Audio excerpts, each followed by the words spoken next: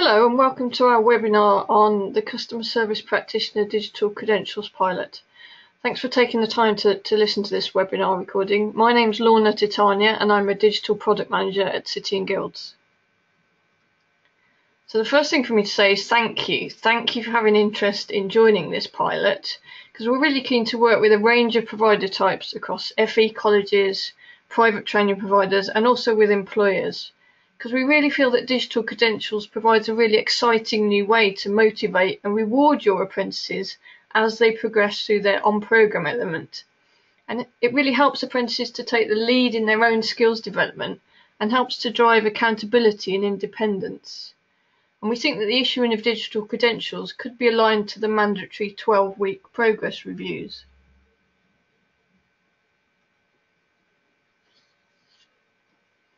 So City & Guilds is now showing that it's easier to realise opportunities when we can see every skill, when we're truly able to see the bigger picture. And to do this, we're trying to empower the enablers of skills development to take more control of ensuring people can be objectively seen for who they really are and who they could be.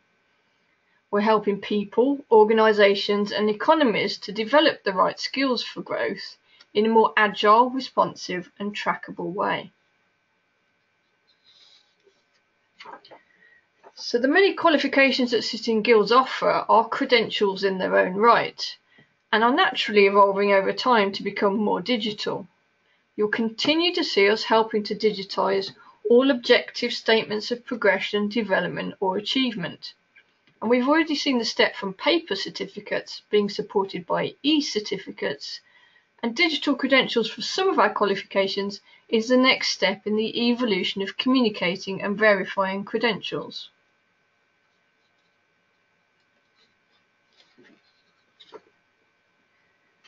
So here you can see an infographic that I've just pulled together that I hope conveys the real value of having a digital credential, and I've put this in the slide deck just so that it might be something that you want to share with colleagues or use to position with your learners. So I hope you find that useful.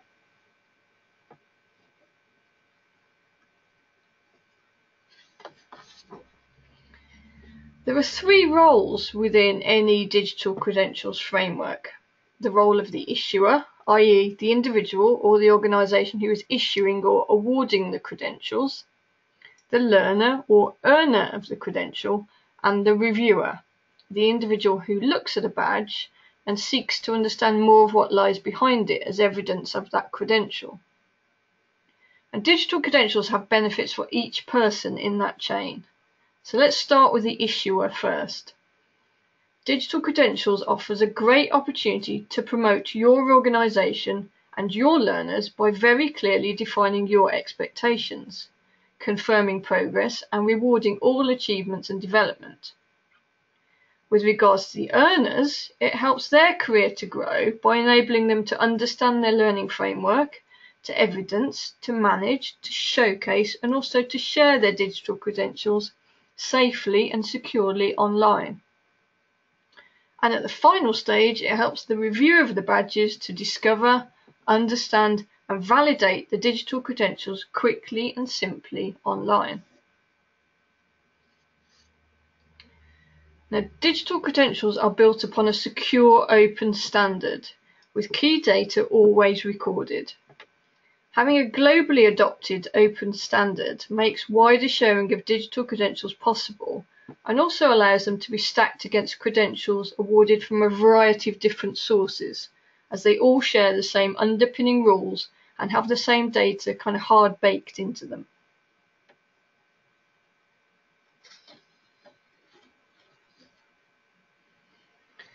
So some of the problems that we're looking to try and overcome with our use of digital credentials are the gap between employers and the education system, which can sometimes mean that the skills being developed and recognised aren't always what employers want to see. There are too many people unemployed or underemployed in jobs they hate because many of their skills and experiences are invisible, very often especially those developed on the job. The skills needed by employers change so rapidly due to globalisation, automation and artificial intelligence that educators can't always keep up. Self-certified CVs and LinkedIn profiles are no longer fully trusted and have little objectivity.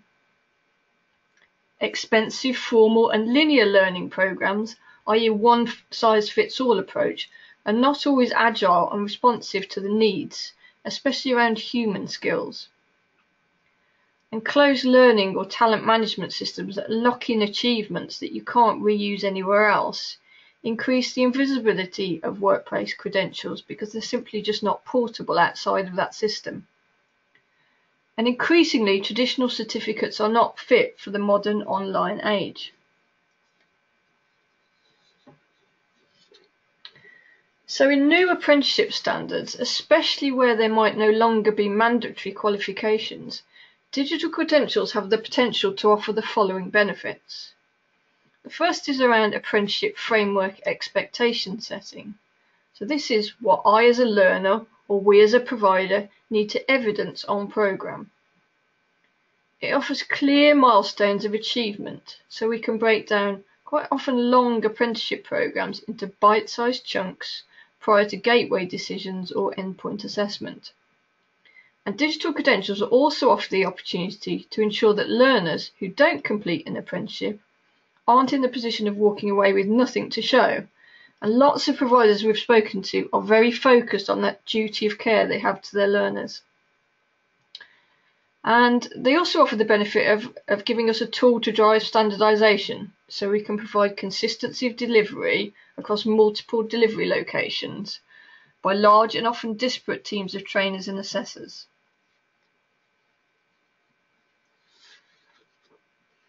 So here is what our new digital credential platform looks like. It's built upon the digitalme.credly EU hosted platform, and DigitalMe is now part of the wider City and Guilds group. And if you follow that link at the top, you can have a look at the platform.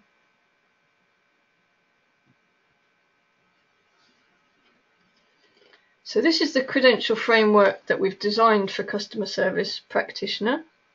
You can see the on-programme element, you can see the maths and English, which we've kind of run alongside the other credentials because you can achieve that any time before endpoint assessment. And then you can see the two endpoint assessment badges for either a pass or a distinction. The design of those may alter ever so slightly. We're still in discussions about the exact design of that badge, but we will lock that down over the next coming weeks.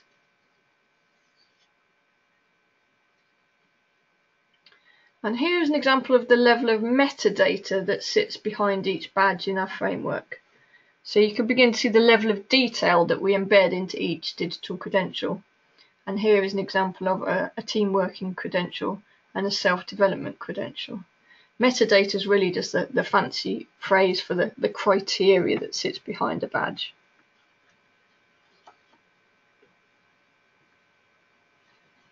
So if we come now onto the sort of nuts and bolts of how does a centre issue a credential, the first thing we need you to do is to fill out and return a quality statement, and I will attach that quality statement to the recording of this webinar. So as a centre, you can click on any of those digital credentials and you can view the metadata that sits behind it to really understand the requirements of that credential. And the decision about whether a learner is ready to be issued with an on-programme digital credential sits with you, the centre. You decide when a learner is ready to be issued with that credential. And for the pilot, all we need you to do is to let us know once the learner is ready to be issued with a credential. And the information we will need from you is the name of the learner, an email address for that learner, and which digital credential they have earned, and then we'll do the hard work in issuing that credential on your behalf. And I will provide you with a spreadsheet that defines exactly what format we need that data in.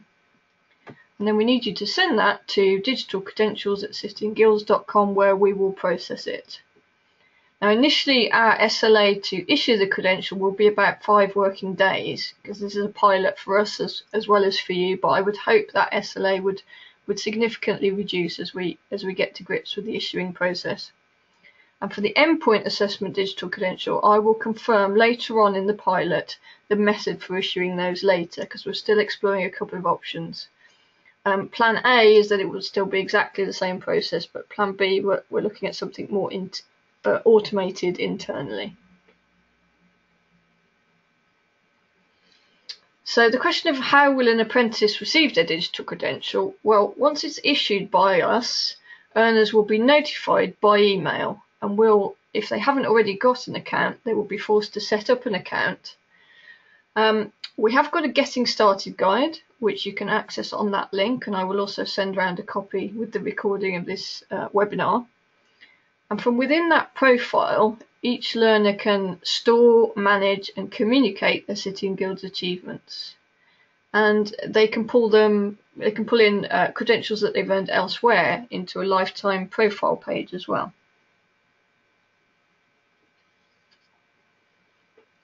Now, what I consider the most powerful thing about digital credentials is their portability and their shareability.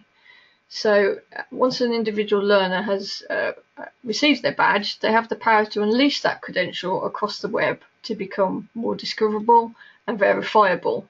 So we've got integrations with leading social media sites like LinkedIn and Facebook. You can have embed codes. So if a learner's got their own website and they want to embed codes into that for the credentials they've earned, they can do that.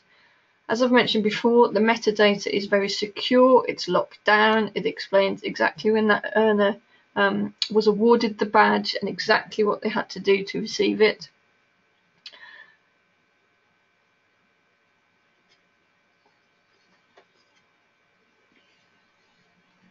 And the other nice thing is that an individual can begin to build up a real profile of all their achievements.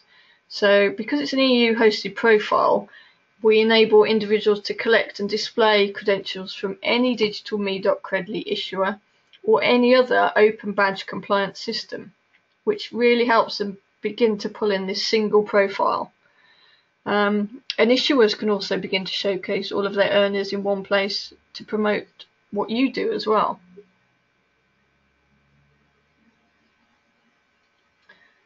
So there's lots of support for the pilot. We really want to work with you guys to make this pilot a success. If you've got any support queries, I would say the first place to check out is the link to our knowledge base, and all the links are on our website. We've got a dedicated page on the cityandguilds.com website for digital credentialing and all the support and contact details you'll need. If you've got any further questions, please contact our digital support team. I've put both their email and their phone number there.